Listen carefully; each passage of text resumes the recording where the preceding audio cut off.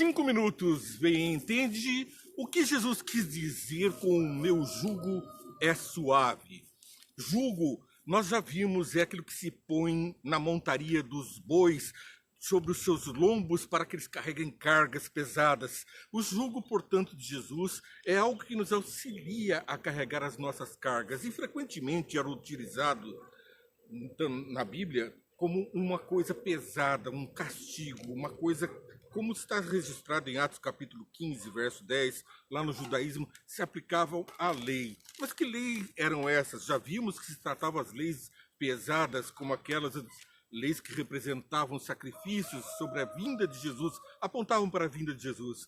Mas existe ainda o peso da própria lei de Deus que alguns insistem em carregar, fazendo da lei o único meio pelo qual galgam os céus. Sabemos que a nossa salvação vem pelo obedecer, sim, à lei, mas vem pela obediência, pela fé que temos em Jesus, alcançamos a graça.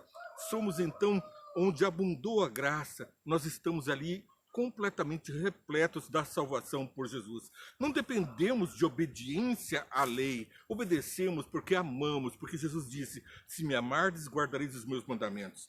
Mas os registros da Bíblia não deixam dúvida que não se tratava dos 10 mandamentos. Como nós vemos em Gálatas capítulo 5:1, também a liberdade que Jesus oferece como um jugo da escravidão é uma referência à lei por meio de salvação.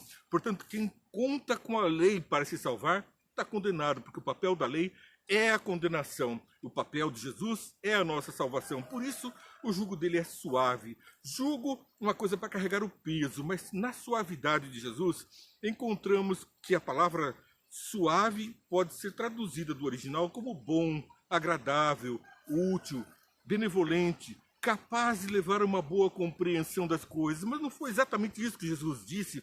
Não penseis que vim destruir a lei ou os profetas. Eu vim dar bom entendimento sobre ela, eu vim aprimorar.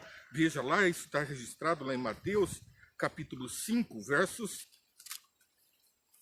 17. Não pense que vim abolir a lei ou os profetas. Não vim abolir, mas cumprir. Digo-vos a verdade. Enquanto existirem céus e terra, de forma alguma desaparecerá da lei a menor letra ou menor traço, até que tudo se cumpra. Todo aquele que desobedecer a um desses mandamentos, ainda que dos menores, ensinar a outros a fazê-los, o mesmo, será chamado menor, indigno, é a palavra que está no original, será chamado indigno do reino dos céus. Mas todo aquele que praticar e ensinar esses mandamentos será chamado grande no reino de Deus. Pois eu lhes digo que se a justiça de vocês não for muito superior à dos fariseus e mestres da lei, de modo nenhum entrarão no reino dos céus. Por que maior do que a dos mestres da lei, aqueles que entendem da lei, e dos fariseus, aqueles que aparentavam cumprir?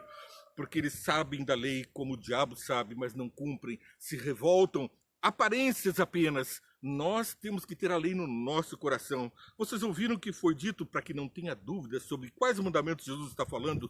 Pois Jesus não poderia dizer que esses mandamentos são um jugo se ele mesmo suavizou e ele mesmo prega a presença dos mandamentos na nossa vida. Vocês ouviram dizer o que foi dito aos seus antepassados? Não matarás, e quem matar estará sujeito a julgamento. Lembra dos 10 mandamentos, Êxodo capítulo 20? Não matarás. Está lá.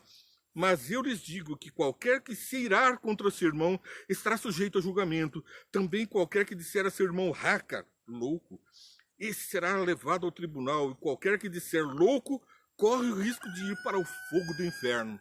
Então, a violação dos mandamentos passa por ama teu próximo como a ti mesmo, começando pela nossa família, pelos necessitados, por aqueles que nós estamos diante dos nossos olhos, aqueles que nós podemos alcançar. É com esses a preocupação do nosso Deus, para que nós alcancemos e levemos o descanso em Cristo. Então, nós vamos ver que a pregação de Jesus continua sobre o adultério. Aquele que olhar para a mulher já adulterou com ela. Então ele não veio destruir a lei.